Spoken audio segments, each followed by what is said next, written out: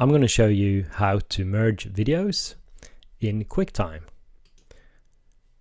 Just open your first video in QuickTime.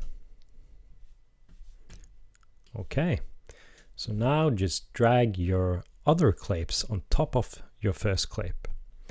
So I have part 2 and 3, and I'm just going to drag those onto part 1. And you can also rearrange your clips. So this is clip 1, 2, and 3, but you can arrange them, just drag and drop them like this, and click done. And now my videos are merged. So I can export this as a video clip. I'm just going to name that complete.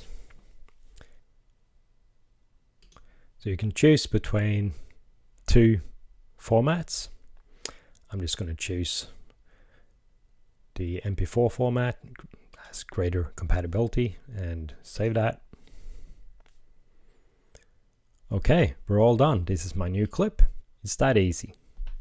If you're getting value out of this video, please click the thumbs up button and consider subscribing. Have a look at my other videos if you want to. Until next time. Bye.